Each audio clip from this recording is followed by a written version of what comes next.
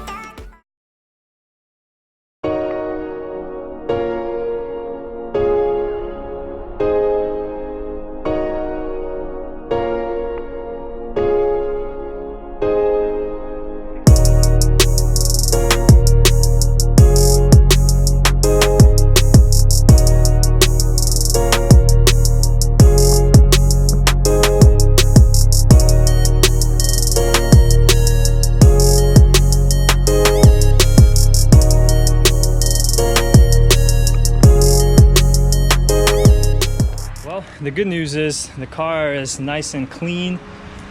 Looks a lot better like this. Of course, it revealed some more scratches I didn't see initially. My son really wants to get into the car, but the bad news is the car battery just died and I don't have the key. I mean, I have the key, but I don't have the actual like physical key. There's only one way to get inside the car because these are all electronic. And the only way is with this key under here. Should be pretty easy. You just stick the key in there and it opens, but I don't have that key, so I got to go to Chevy tomorrow and get that key made so I could get back into the car. So yeah, lesson learned. While I'm at it, got to get a new battery too. Okay, so it's the following morning and I'm headed over to Chevy. I've actually got a key code sent from the previous owner, Chris, so thank you so much, Chris. You saved me here. And I called Chevy and they'll cut me a brand new key for only $9, which is awesome. So yeah, let's head over there, get our new key and continue the build.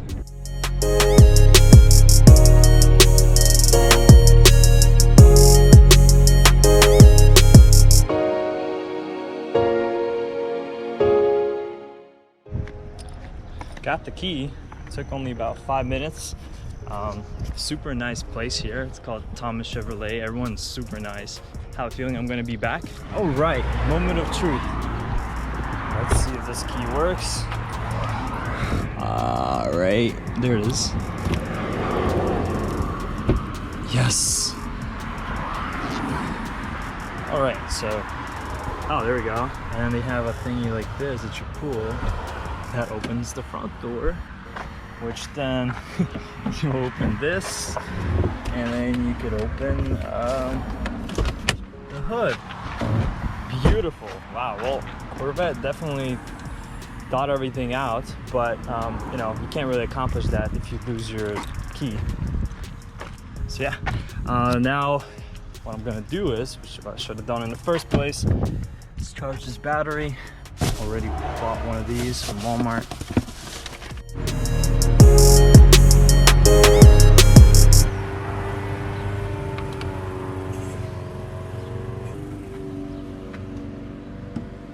All right, where were we? It's finally time to do some real work. I'm gonna start disassembling the front. Just kind of dive deeper inside the car and see maybe if there's some hidden damage and some parts we gotta order, so I can order them right now and not have to wait later on. But it's exactly 89 degrees outside, so it's gonna get a little bit hot, but you gotta do what you gotta do. Let's go. I'm thinking I'm gonna start with the fender since this is where the bulk of the work is probably going to be.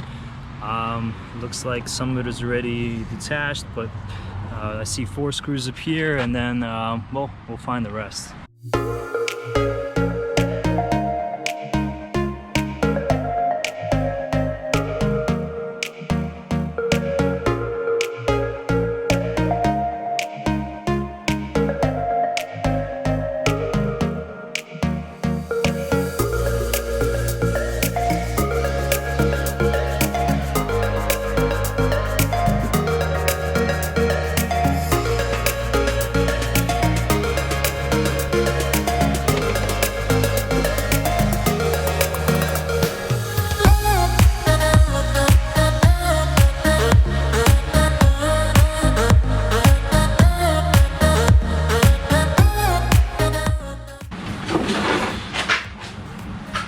2. These bumper clips on the side are so hard to access for some reason. This part probably took me the longest to take off. Luckily the other side is already broken off. I'm gonna save this broken bumper, and just in case we need to take stuff off of this, so I'm just gonna throw it in the garage for now and wait for a new one to come in.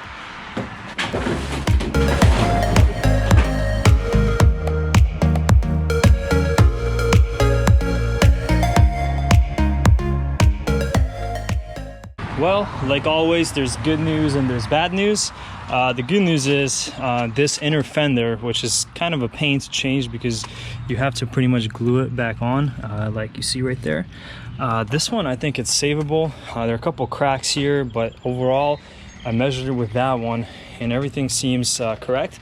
So we could probably, this is fiberglass, so you could add on to it and fix the cracks. But the part that I didn't notice, but I should have thought about, was the subframe. So, not subframe, but radiator support. So everything, the actual rails look pretty good. I don't know if you guys can see them. I measured them and they're straight, but there's this aluminum radiator support down here, and as you know, aluminum is very easy to bend. And I don't know if you can tell, but if you look at this rail right here and compare it to this rail, it's obviously pretty bent out of shape. All this is pretty much doing is just holding the radiator and condenser, and as you can see, it's almost like twisting it a little bit. To be honest, I wouldn't be surprised if this happened from a different event that wasn't the car accident, because most of the impact seems to be right here, and the car was hit on this side. So this could have been easily just like you know, parking at a parking lot and hitting one of those barriers that are like really low, or some kind of a curb or something, and this just kind of twisted this radiator support. Maybe I could bend it back, but honestly I'd probably rather just buy one. I checked on eBay, they're 300 bucks. I'll do some more searching, maybe I'll find them a little bit cheaper, but replacing it should be fairly easy.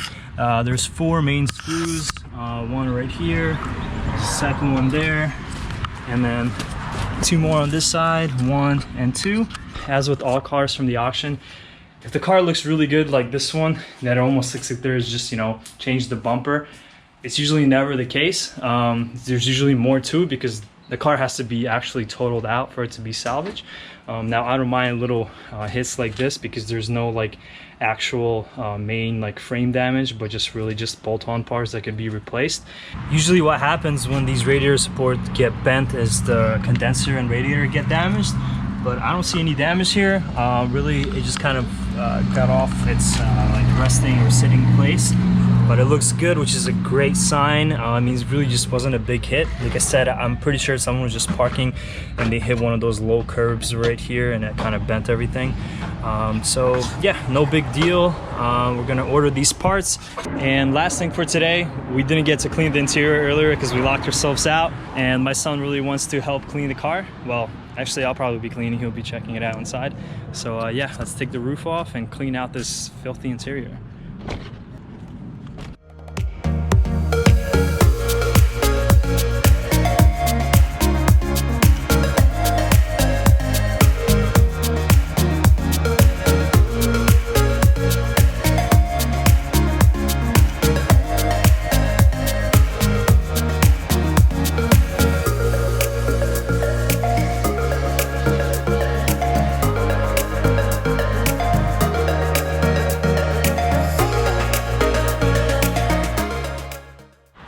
That's it for this episode, guys. Thank you for watching. I'm really happy with the progress that we made in this episode. We took off all the damaged parts, found all the parts that we need to order, cleaned the car out really well, and got a new key for the car. Loving the car so far. My son is loving it even more. Can't take him out of it. But in the next episode, we're probably going to be reassembling the car, starting to change the rear quarter panel, maybe some new wheels, changing the radiator support, and so on and so forth. So stay tuned for that, guys. Thank you for watching. Peace.